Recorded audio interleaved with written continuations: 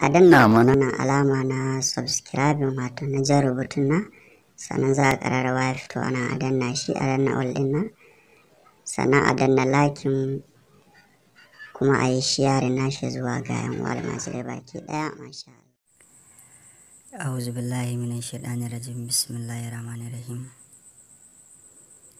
Allahumma salli ala sayyidina Muhammad al-Fatih lima ugulika wal hatim lima sabaqa nasirul haqqi bil haqqi wal hadi ila siratikal mustaqim wa ala alihi haqqa qadarihi wal miqdaril azim.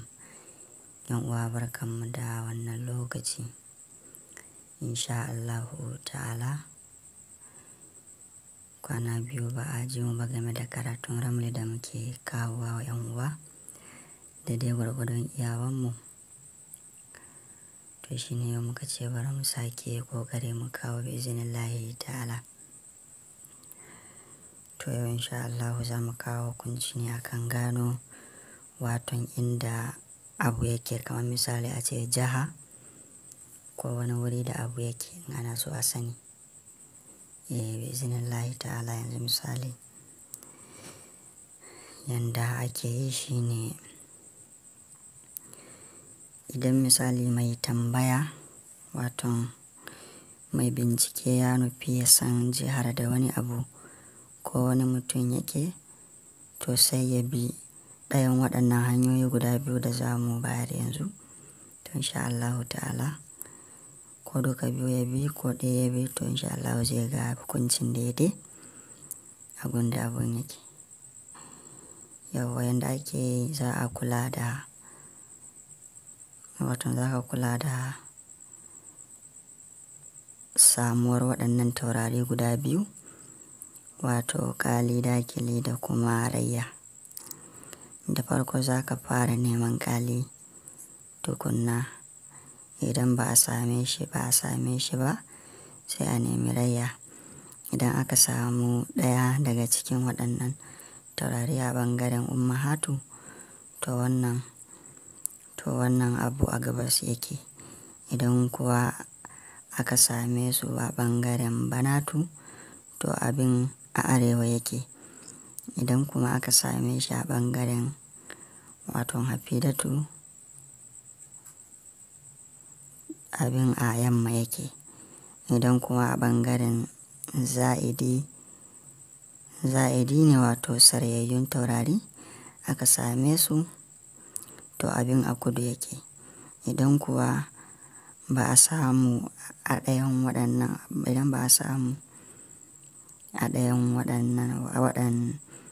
taurari ba na ramli ba, sai a bi hanya ta biyu. In ba a samu a wannan hanya ba kenan sai a bi hanya ta biyu. Hanya ta biyu kuma shine za a kula da maɗalobi. Idan an same shi a gidan nari, to abin a gabas yake. Idan a hawa'i ne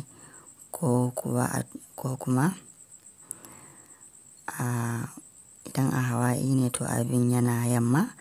Idan a gidan ma'i ne, to abin yana arewa. Idan a gidan turabi ne, to abin yana kudu. Wallahu ta'ala alam. A hanya na farkon nan, idan an ce yadda muka faɗa a fara neman tauraron kali, in ba a same shi ba sai a nemi rayya. To kuma za a nema a zahiri da baɗini ne. In ba a same su bane sai a bi ta biyun hanyar nan. Yan uwa sun san yadda ake neman tauraro a ɓoye kenan a baɗini. Shine za ka buga misalin ka zuba ƙasa kamar haka. Bari mu zuba ku gani.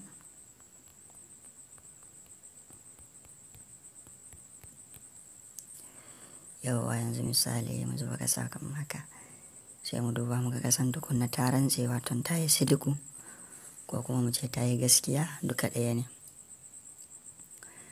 To sai mu duba gidan uku da mu haɗa gidan uku da biyar.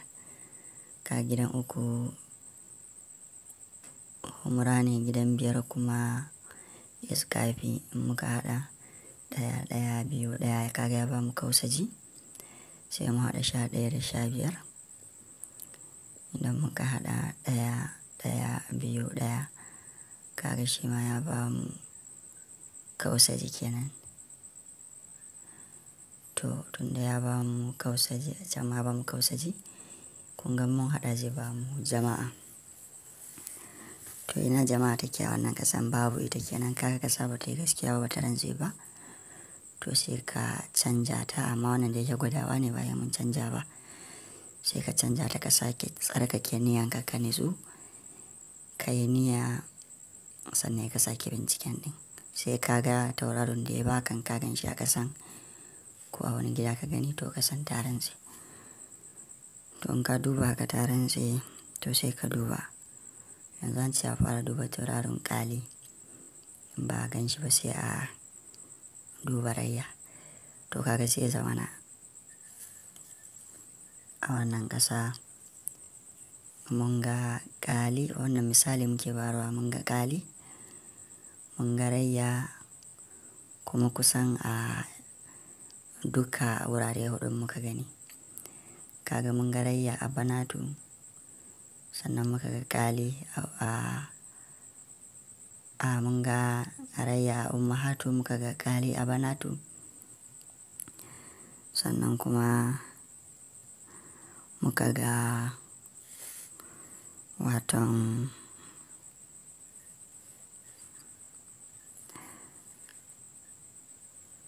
muka ga waton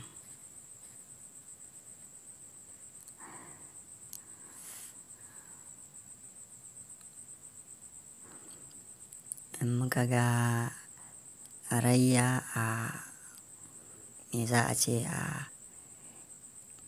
gidaje na ƙasan nan da muka faɗa ɗazu. Sannan muka sake ganin ƙali a kuma na gida na gefen sarayayyun tauraro, za'idi kenan, sarayayyun taurari. To kaga anan sai mu yi hukunci mu ce to wannan in mutum ne sai mu ce mutumin yawo yake yi kenan. Yawo yake, ba a wuri ɗaya yake zama ba. Yana tafiya kudu, yana tafiya gabar, yana yin yamma, yana yin arewa, yana yin kudu. Sannan misali idan ba ga tauraron gaba ɗaya ba, sai a nemo shi a baɗini. Ya ake nemo tauraro a baɗini shine, yanzu misali kaga gidan ɗaya ai kausaji ne a gidan, shi kan shi ne. To idan ka buga shi da kausajin zai baka jama'a. Sannan kaga gidan biyun na ayi in rayya ne ta zo gidan, kuma ka san gidan rayika ne. To sai ka buga rayya da rayika, me zai bayar? Kaga in ka haɗa rayya da rayika ai za su haifar da ɗariki ne. To sai mu zo gidan uku, kaga ba mu ga rayyan ba kenan, ba mu ga ƙali ba. Sai ka zo gidan uku, ka duba shi kuma ya ba da humra, to sai ka buga shi da rayya.